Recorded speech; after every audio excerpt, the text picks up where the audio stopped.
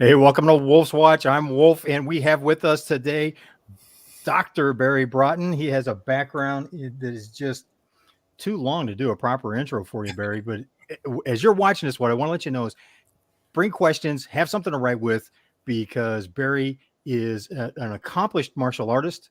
He has been involved in orthopedic surgery. He is has been inducted into multiple martial arts halls of fame. He was an officer in the Army Medical Corps. He has coached the U.S. national jiu-jitsu team to multiple gold medal world championships. So be ready, because we're going to have a fun conversation about leadership and his upcoming book. We're going to talk a lot about that. But first, Barry, thank you so much for joining us today.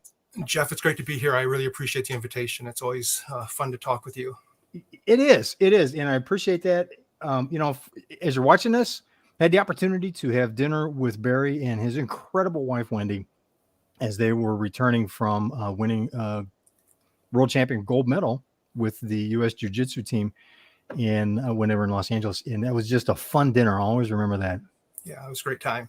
And I always make sure to have my my military challenge coin on hand from that. Yeah, thanks for reminding me that as well. Oops, better pull mine out today. Well, so as you're watching this, here's the backstory on that.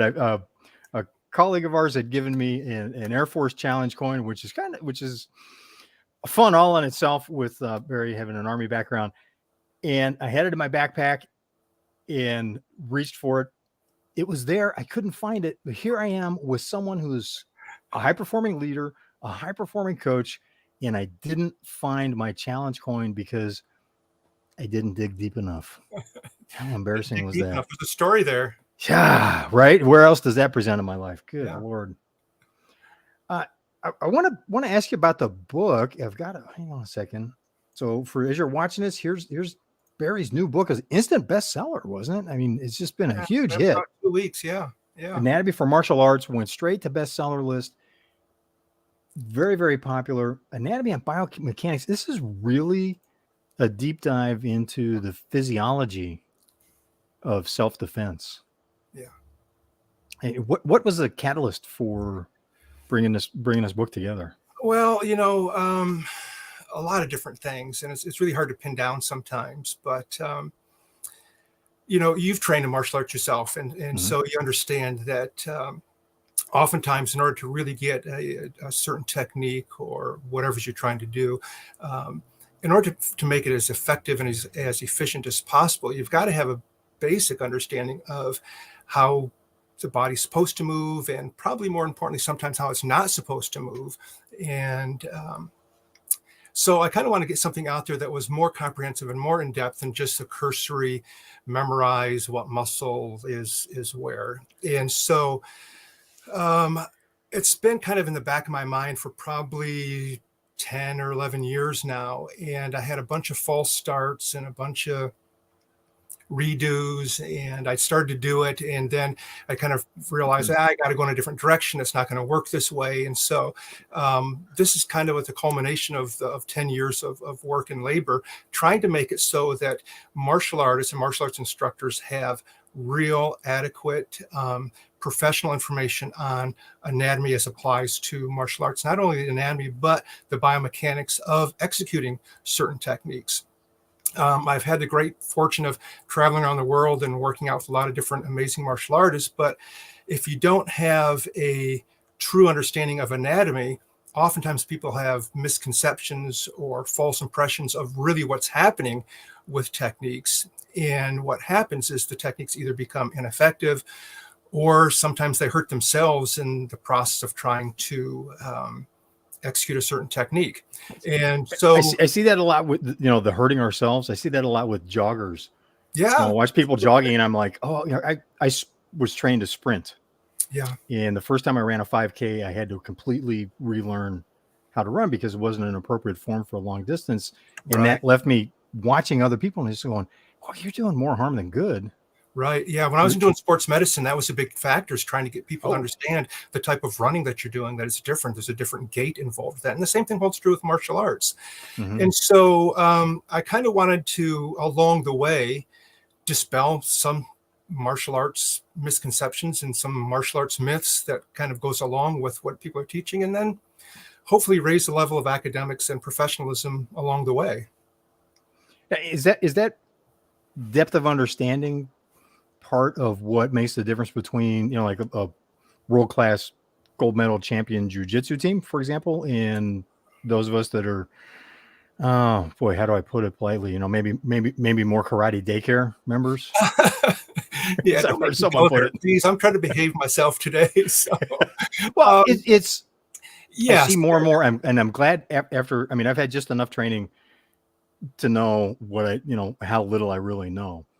And it's great to see more of that conversation coming about where people are getting a more realistic perspective on what are they really learning and what is it useful for. Yeah, I think it does play a valid role. At least I think in my worldview, I think it really shortens the learning curve of people as well. Okay. So you don't have to have so many years of instruction, of trial and error and injury to realize there's better ways of doing things. And so I was just fortunate enough along my way that, I know that most people don't have the opportunity to dissect cadavers in the A&P lab or operate on living people to realize what anatomy really looks like. Because I think a lot of times people have a cursory understanding, but it's not a real true in-depth of the nuances of especially musculoskeletal anatomy.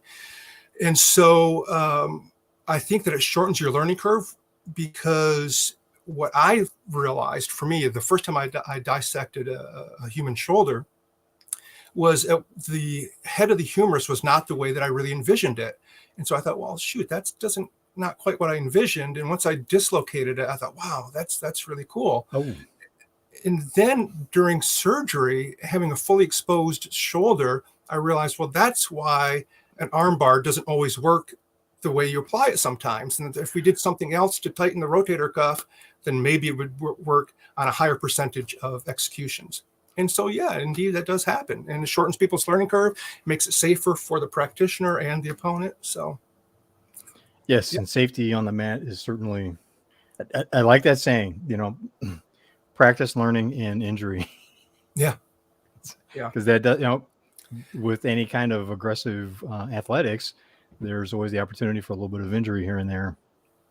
Yeah, and the longer you do it, especially those of us that are, doing this in fourth and fifth, sixth decades of our lives, you get injured, and it takes harder and longer to recover and get back on the mat. And I kind of like to have my folks kind of look at being lifelong learners, lifelong practitioners. And if we can be smart about it, gone are the days where we have to be punching gravel urns and things like that, thinking that we're conditioning our knuckles. And in reality, you're just doing more damage than we would have in the long run. Plus, we live our lives where, we're living into our 80s and 90s, and maybe, hundreds of years ago, if you're only living to be 40, then who cares if you destroy your knuckles, right? And most of us aren't having to punch somebody in the head to defend our lives on a daily basis, so there are better ways of doing things. And that can actually, things like martial arts training can actually help with extending life or quality of life as well, can it? Yeah, absolutely. Especially, I think the martial arts that are focused on balance and knowing where your body's at in space. And, hey, I live in Western New York where it snows, and ice all the time. And I remember coming out the side of my truck one time and feet flew from underneath me. And fortunately, I knew how to fall properly and didn't break my hip at, 60 years old this month, so, just knowing how to fall properly and how to get up and off the floor and those types of things, just those types of, let alone the cardiovascular conditioning, let alone the muscle tone, the increasing bone density by physical activity. Well, and I liked how your book is organized by segments like that, but also the sections where, it's like, well, let's get some terminology laid out. What are we talking about? So it helps those of us that are new to really in-depth medical view to be on the same page when you do the deep dive. Yeah, I think what happens a lot of times in martial arts communities is they'll have some posters on the wall, and you kind of got this two-dimensional image of anatomy. And but if you don't understand how things work together and how it's integrated, the biomechanics behind it, and then using the same terminology and the same phraseology that That way you can communicate better. I think instructors are able to communicate better when they're using terms that everybody knows. And like I said, traveling around and teaching side by side with a lot of world-class instructors, I just know that in martial arts, a lot of times if somebody's teaching a specific technique from a different perspective than what somebody's used to, a lot of times people just have this automatic default to, well, that's bunk or that doesn't work, because they're describing it differently. But, in medicine and in That's a good science, point. and in medicine, no matter where you go, pronation is pronation and supination is supination, the way your hands go, and distal is distal. And so for me, I've just always taught that way. I've just always used those terms. And so my students and my students of my black belts, they just talk that way. And so we know it's more efficient in communication rather than say, well, turn your hand over. No, I mean over this way. No, I mean over this way. If I just say supinate, they know what I'm talking about. Or inversion or eversion. Oh, I hadn't thought of it like that. Yeah. And so I have advocated that maybe as martial artists, we all ought to start using the same vernacular. I know that a lot of people, you go 10 different martial arts systems and they're calling the same technique 10 different names or even more. And so most of the techniques that I use, rather than giving it the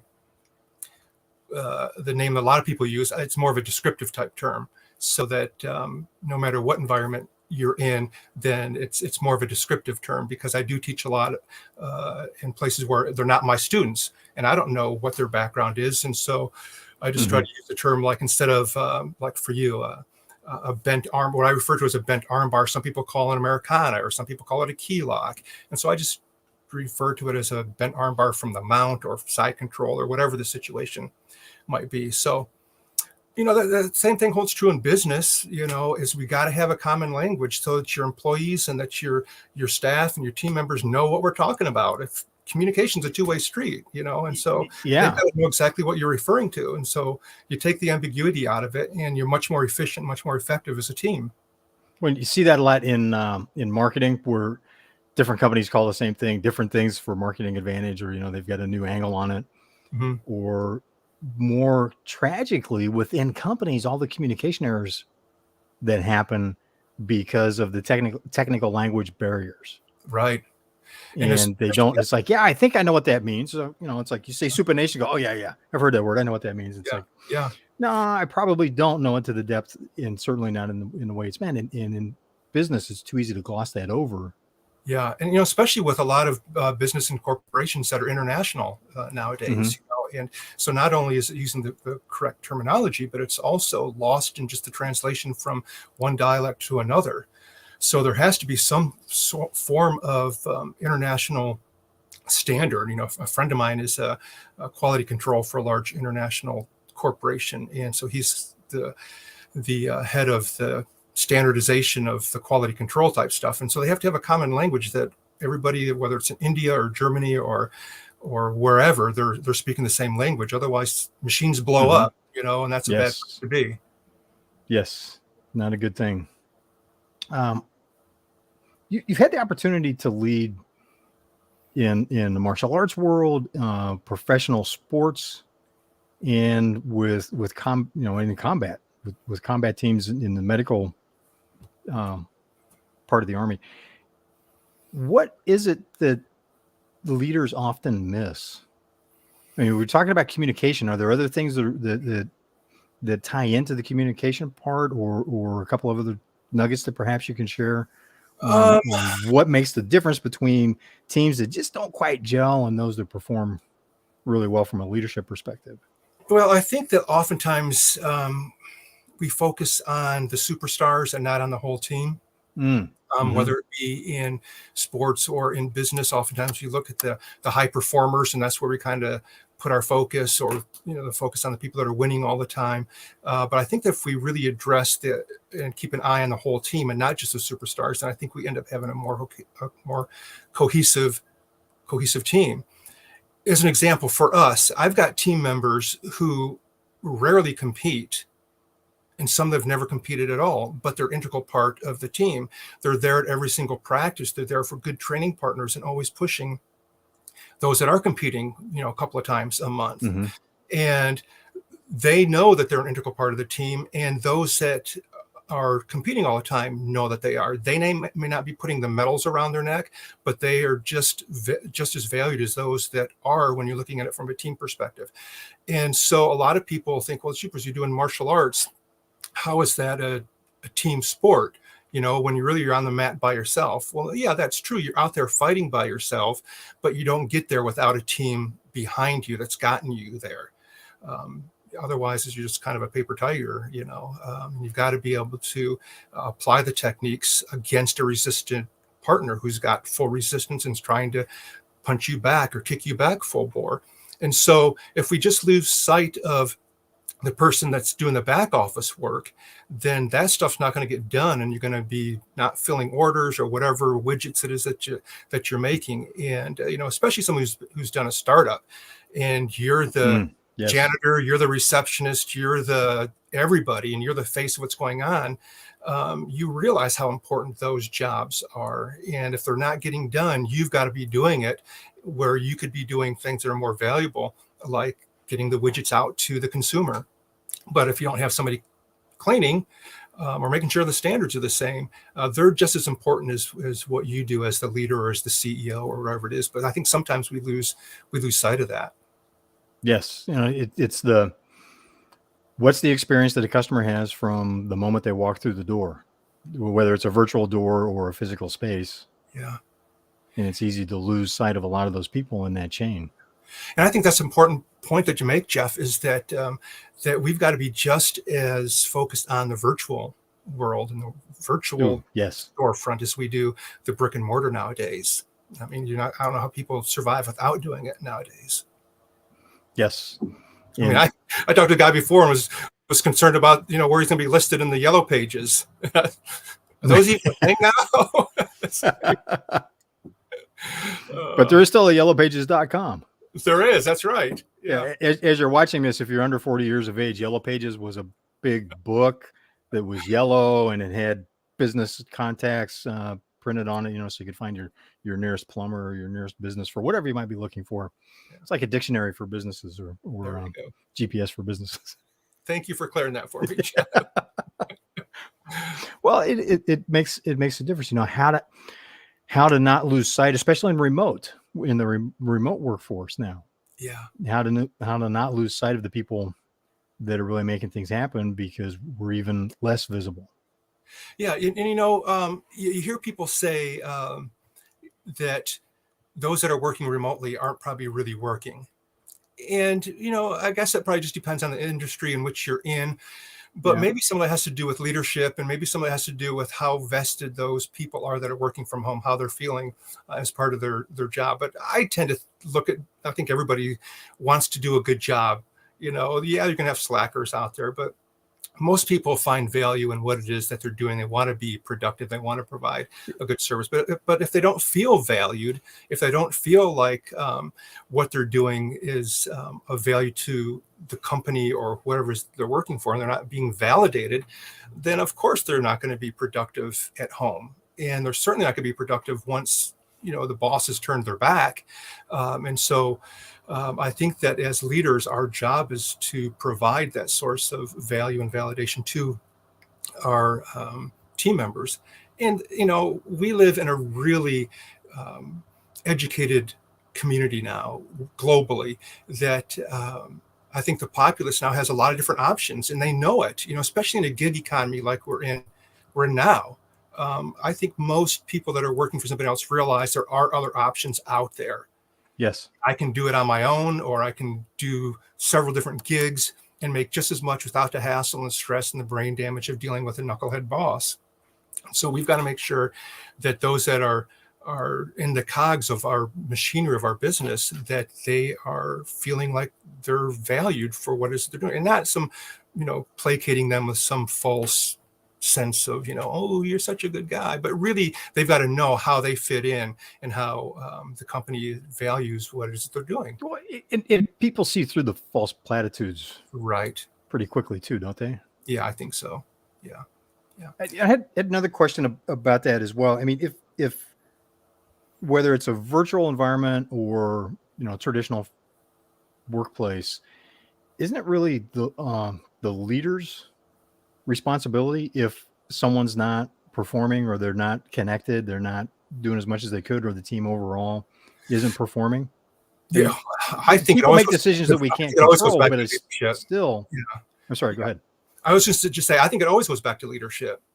And I think that's the difference between management and leadership. And I think a lot of times that's confused for a lot of people, that they think that it's the same thing, and to me it's two different worlds. Hmm. Managers are going to inspire those people that when nobody's looking and they're home on their computer working themselves, they're actually doing and being productive for what it is that they do. So yeah, I think it's always comes down to leadership. Well, and management's more about compliance and operating procedures. Hmm. Right, I totally Right. concur with that. Yeah. During the pre-show, we were talking about your perspective of, you've been in so many different arenas, Hmm. with the Army Medical Corps, in martial arts, as an author, you're a highly sought after speaker. You teach at university as well, and yet from your perspective, you see that as really, from a leadership perspective, overlapping, not being really distinctive, different areas. Could you share a little bit more about that? Yeah, well, I'm talking about for me in general, and Hmm. probably that just comes down to I just have always wanted to help other people, and I think part of it comes down to the desire to help people overcome some obstacles and adversities that I faced myself, and I kind of get a charge out of seeing people succeed in life, especially when they've been dealt some pretty bad situations in their lives. Hmm. So for me, if you understand about serving others, then it just makes, I think, what we do much more rewarding. Especially in Yes. things. I think a lot of times when you're looking at martial arts, the common thing that comes to people's mind is improving self-confidence and self-image and all those types of things, which certainly I know that I benefited from, having come from low self-esteem as a kid, not having the confidence, and I know what martial arts did for me, and it gave me the courage and the just the intensity to be able to step into the face of what might be fearful for somebody else, and willing to take the plunge, and learning to lose, and it's okay to do that. And so Yeah.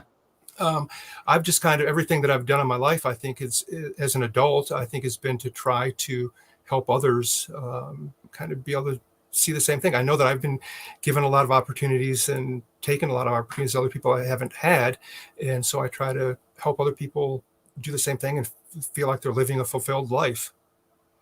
Well, to be able to create mastery, a sense of control in one area, it seems that would affect every other area of a student's life. Yeah, and I think that's kind of the thing that is such a charge for me. Oftentimes, when I was teaching on the local level all the time, people come through the door and they want Johnny to learn how to defend himself against a bully, and I'd say, well, it's not just about teaching a punch or a kick. That's it's much deeper than that, and you've got to make it so Johnny isn't the target of being bullied to begin with. And so it's more than just being able to fight. It's about having the confidence to be able to stand up in the face of adversity to begin with. And so you've got to look much deeper than, is it just not, or being able to fight? What is it that's causing this Hmm. person to have a target on their back? And if Johnny's a wallflower all the time, then, of course, it's easy to pick on somebody when you don't know their name. So one of Yes. the things we teach our people all the time, and it's funny how we even have to do this with adults now, is how do you introduce yourself to somebody? How do you shake somebody's hand and give them a firm handshake and look them in the eye and say, "Hey, my name is, what's your name?" And so, you have to teach little things like that. And so when you get that confidence, then how does it not spill over into other areas of your life? It becomes addictive Exactly. after a while, I think, Okay. so, for me, it just has kind of allowed me to be, I think, with all those different areas in my life that you've kind of mentioned that seem to be somewhat diverse. I just am kind of a perpetual student. Whenever I decide I want to do Mm-hmm. something, I'm always doing the deep dive and digging in and doing the research and how can I do this more effectively or more efficiently, and what are the things I need to overcome, or what's the basic skill set that I need to learn to do this.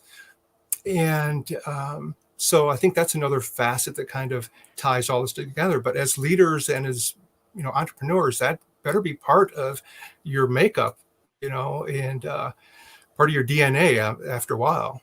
Well, it sounds like you've cultivated the ability to enjoy the process. Yeah, and that's painful And sometimes. so it's not just about the outcome. Yeah. But, somebody had said, let me see if I get this right. Put yourself in the environment where you suck at something, or however that phrase goes. It's been, manipulated and thrown around so many different ways nowadays. But, and it's okay to suck at something once in a while, at least to begin with. First is always worst, right? That's right. Absolutely. I mentioned that in the book. Our first attempt is usually always our worst attempt, So let's hurry up and get that over with so we can move on. That's right. And it's always painful for me. I hate it. And so I want to be as best prepared as I can to get through it. Yep. Well, it's like it was on the mat training and we were practicing kicks, and my sparring partner had a tight kick pad, and I wasn't following the form right. I was getting in a hurry, and I kicked the corner of the pad, the back of the pad, and cracked a bone in my foot. Yeah. So ended up training for then we were about halfway through the session. So finished the session with, an egg in the center of my foot. But it was a great lesson on, how's the say go? Slow is smooth, smooth is fast. Fast, that's right. Yeah. Right? But that applies in a lot of, while what we were doing had a tempo to it, I was pushing my ability and not sticking in that process of going, okay, this is, push the envelope, but don't try to leap.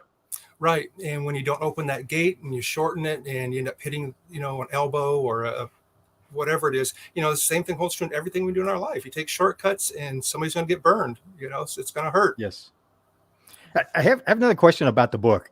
Sure. You have a section titled pseudoscience in martial arts, and there. that just tweaked my curiosity.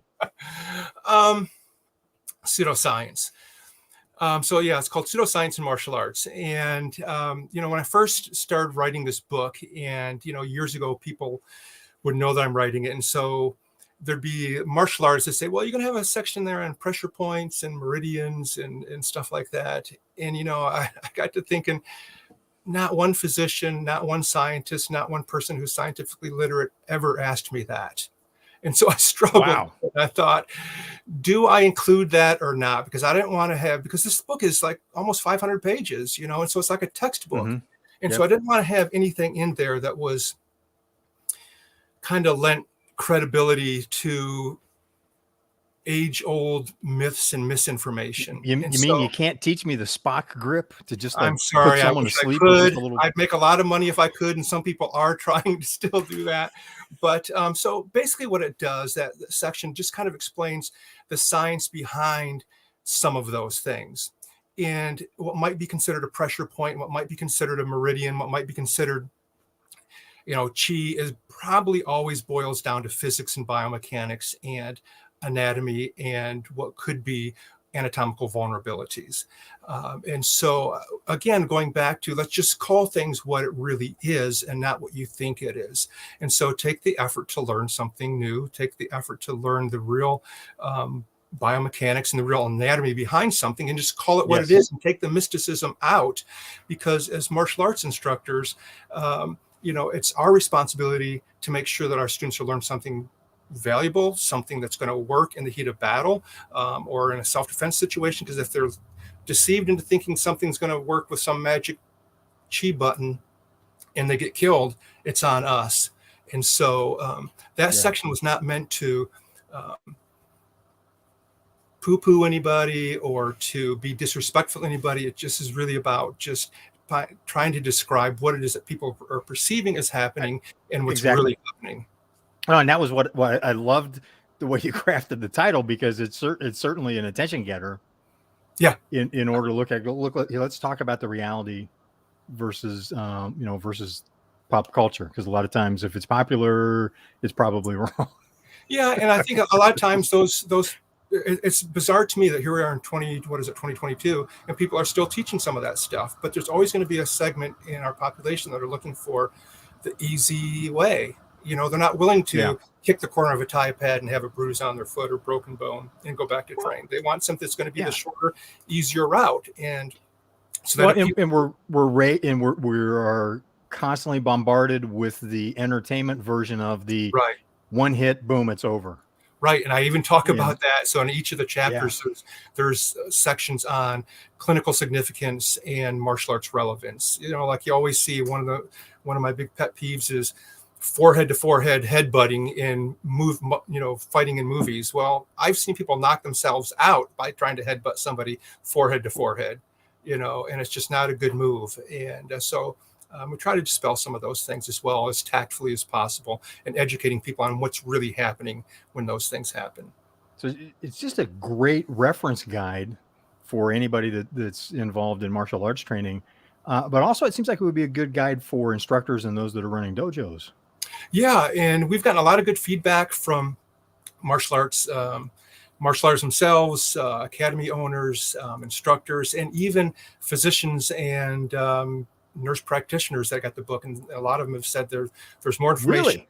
Yeah, check out the reviews on Amazon. I'm kind of blown away on saying that there's more information than that and what they've gotten either entirely through nursing school or physicians and surgeons saying that they wish they had something like that when they were doing anatomy and physiology, because I apply the clinical stuff and the martial arts stuff while you're learning the anatomy. And that's, it's broken up in medical school. It's not usually, you're not learning the clinical implications of anatomical stuff usually. Well, this is more the lab. Yeah. Right. Than the right. And I there's mentioned education, but then there's lab. And that was something that I appreciated in engineering school. We'd get all the theory, and then it's like, okay, now we're going to have lab, whatever that would look like for the topic, so that we can do some hands-on and see, well, what are the nuances? It's like, yeah, this is great. This is what the book says. When you actually put it in practice, things tend to be different. Yeah, what's the practical real world application for what it is that we're talking about? So It's great to know the concept, but you got to be able to apply it to real world life. Yes. Yeah. Yes. And I appreciate the perspective. And I've heard this from, anybody that I've talked to that has a high degree of competence, black belts in different martial arts, has the same perspective that you mentioned earlier, which is being competent in a high degree of competence in self-defense leads to not needing to use it, which is really the whole point. Absolutely. Yeah. It seems like, it's that whole Dunning-Kruger effect, and, the more you learn, the more you realize that you don't know. And you don't want to put yourself in a compromising situation where, well, first of all, I think most martial arts, by the time they get to that point, hopefully they've realized they've got nothing to prove anyway. Mm-hmm. We just live in a very volatile environment now where it seems like anybody can pull out a gun or a knife and things can go south really quickly. And, having done orthopedics, the number of gunshot wounds and stabbing wounds I've treated, you realize that it's really a bad situation, especially knife wounds. It seems like it's going to be innocuous, but very, there's no winners in a knife fight, just survivors. Right, absolutely. It's not a good scene. Yeah. Well, and that's, one of my best friends that I love riding motorcycles with. He's one of the best motorcycle riders I've ever met. And he's not particularly tall. He's maybe 5'8", 5'7". Yeah. And we call him our one-man A-team. Great. And he was in the Army for a number of years, and you don't know, right? When you're just without weapons, the whole point in really allowing a confrontation to escalate, you have no idea who the other person is until it's way too late. Right. Yeah. And that's a bad place to be. Or the lead instructor for a very famous academy in San Francisco. I was listening to another podcaster telling the story of he'd trained there, and they went out, for some adult beverages afterwards, and the lead instructor was like a classic Vietnamese gentleman. It's not, short, thin. Sure. So this big bully decides he's going to pick on him in the bar. And it's like, bad move. Bad move. So it's just not worth it to have the competence, though, and that confidence makes a huge difference. I've experienced that where I feel a lot more calm. It's like going, okay. Yeah.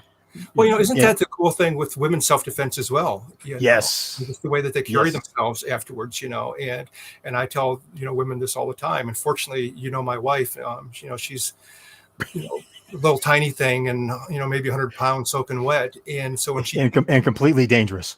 yeah. And, so for me, 6'2", people just assume that you can do these things, but then when you see her do it, and, so we tell, women all the time, it's not about the specific technique. It's going to be about the way that you carry yourself. And are you willing to go, 0 to 100 miles an hour at the drop of a hat? And so as they feel comfortable and competent, they're actually becoming more empowered, which actually is a deterrent already for, bad guys are looking for easy targets. They're not looking for somebody who looks like they're confident and competent. Yes, and I've seen the photos, and I'd like to share this real quick from your academy website. There she is. Yeah, she's a badass. No offense, but She is. No, that's fine. It's the truth. She's a badass. She is the lethal weapon. And to look at her, you'd think, oh my gosh, that's a petite, beautiful woman, and she is that, but she's also, very competent. Well, where I've trained at, one of the instructors was a Harvard trained lawyer. Yeah. And she's about Wendy's size and build. And I watched her, she passed the, at that academy, they have a 60-hour Krav Maga instructor black belt training. So like 60 contiguous hours. Mm-hmm. And she passed that. And I watched her climb a guy about your height, like a tree, and take him down. Yeah. On the mat multiple times, just going, that's where I was like, treat women with respect, because absolutely, yeah.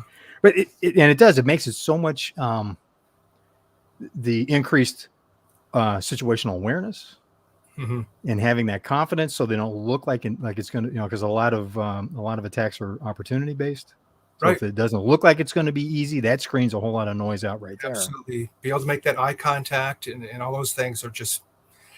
That's why, to me, learning all those things, I just get charged, thinking about it, and then seeing just Wendy as an example, to see how she started off with ground zero, and she was traveling and doing all these different things before she started training, and now she wonders, how vulnerable she really was at those times. She realizes how compromising situations she may have been that mm-hmm. could have really had a bad outcome. Well, and how it unintentionally sends a signal flare to, people that are up to no good, to going, hey, look over here. Yeah. Yeah. And you hate to do it, but sometimes you got to put yourself in the mindset of the bad guy, of a criminal, and really kind of assess your vulnerabilities. Yes. And just being aware makes a big difference. I'm watching the time. I want to be respectful of your time. Thank you. And so I wanted to ask about, are you speaking? I know you get invited a lot to do keynote presentations and trainings in the corporate world as well. Yeah. Are you doing a book tour? Or are you speaking? What's been happening? Yeah. I guess you can call it a book tour. I've got, I think, 4 events that are scheduled over the next couple of months. Not really book tours, but just invited to teach at certain events. And, every time I've taught something that's martial arts related, it seems like it always turns into an anatomy class anyway, because that's just the way that I teach. And so I think a lot of people just expect that. And so I just got a message this morning, hey, you bring in books to the event that you're doing, in 2 weeks. So that's just the way that I teach. And I think that a lot of people like that. And that's probably why I get invited to some of these things, because I think like I mentioned earlier, I think it does shorten your learning curve. But so, I've got mm-hmm. some events going on that I hope are going to continue to make people excited about wanting to learn a different facet of what is it we're doing as martial arts instructors. Well, it seems it would also help with general health too. If we have a deeper understanding of what's going on inside, then we can be in a better position to, again, extend our quality of life. Yeah, that's why I'd have that disclaimer in the front. This does not constitute a physician-patient relationship. Yes, because there's things in there that on injury and that type of stuff. You did remind me of something that a doctor that I had for a period of time told me once. It had injured my shoulder, or separated or dislocated or something again. And she's looking at me. She goes, "I'm going to tell you the same thing that I told my husband. And you're not 19 anymore." Yeah. It's like, that's hard. It was a roller skating accident. It's hard to kind of wrap your head around it when you still think that you are. I think the guys probably, maybe it's the ego that tend to do that more often than some of my female students. They tend to, I think the female students tend to be a little bit more wiser anyway. So I've gotten old enough to experience something that my dad said when he was about 70. He looked at me and he got this devilish little smirk and he goes, you know, in here, I'm still 19. Because I look in the mirror and I go, what happened? And yeah, then I who's walk that up the guy? stair. And then I walk up the stairs and I'm like, oh, I'm not 19 anymore. Yeah. Yeah, that's been a while for me. But you know, I mentioned that in the book. You know, my one of my goals is to try to prolong the training life and the career of a lot of martial arts, because we just, you know, back when I started training, we did a lot of stupid stuff, you know, just because we thought that that's what they did, you know, 200 years ago, that's what we're supposed to be doing now. But that was back in the days where we didn't use gloves and feet pads and mouth guards and cups when we sparred. We just duked it out, you know, and did stupid stuff. And so if we can prolong the training career and the training life of martial artists and athletes, then they're going to be healthier for a longer period of life. Yes, because I've been reading and hearing more about, you know, how that affects the body chemistry. That when we're more active, that it really has it can roll back the biological clock in a sense.